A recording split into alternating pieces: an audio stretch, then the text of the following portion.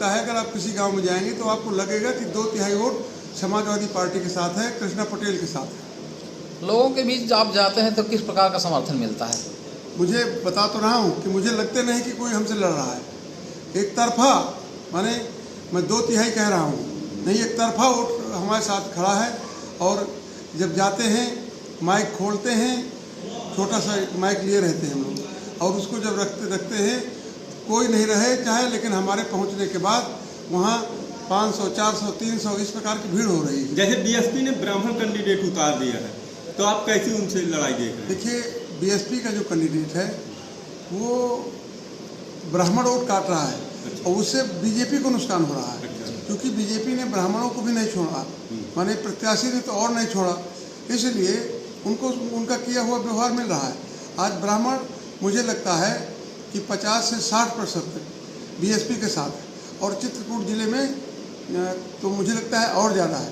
लेकिन अगर आर.के. पटेल भारी दिखा उनसे, तो वो अंत में लौट के हमको वोट मिल जाएगा। भाई साहब, अपनी लड़ाई किससे देख रहे हैं? लड़ाई मेरी किसी से नहीं, दोनों से। अच्छा। ये दूसरे और तीसरे की लड़ाई ये स्वयं लड़ रहे हैं। अच्छा। भाई साहब, जनता अगर आपको संसदीय क्षेत्र जिता कर भेज रही है तो क्या प्राथमिकता रहेगी आपकी? देखिए, प्राथमिकता जैसे कताई मिल बेच ही लिया इन लोगों ने। हमारी जो कांच मिल है उसको तिल तिल करके भी बेच लिया। वहाँ जो लोग रहते हैं, ये सरकार ने जो भी कुछ नहीं किया, जिसमें हमारे लाखों लोग कामयाब हो जाते हैं।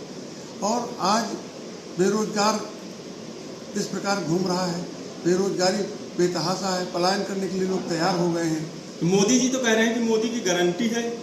देखिए, गारंटी किस बात की है कि हम नौकरियां नहीं देंगे, हम जनता के साथ ऐसा ही व्यवहार करेंगे, हम जबरदस्ती लोगों को जेलों में डाल देंगे, चुने हुए मुख्यमंत्री को जेल में डाल देंगे, और यही गारंटी दे रहे हैं। गारंटी कौन सी दे रहे हैं? जैसे केजरीवाल इस समय कल छूट के आ गया है जी, तो अब आपका उनसे गठबंधन भी है जी, तो इस विषय में क्या कहना चाहिए?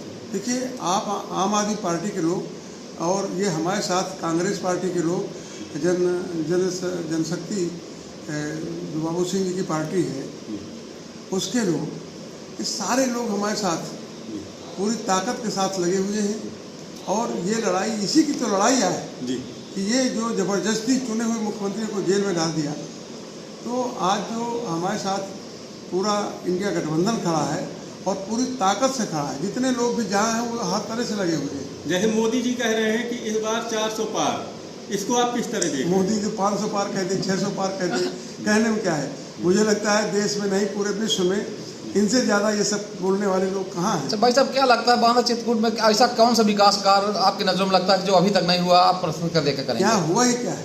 जो भी करो वही कम है। यहाँ तो जो गांव में सीसी रोडें पड़ी थी और उसका ठेका हुआ था जल मिशन के अंदर, उसमें आज भी खुदी हुई गलियाँ पड़ी हैं, और जो गांव का विकास है वो 10 साल पीछे चला गया है। इन ठेकेदारों ने कहीं भी सीसी रोडें नहीं डाली।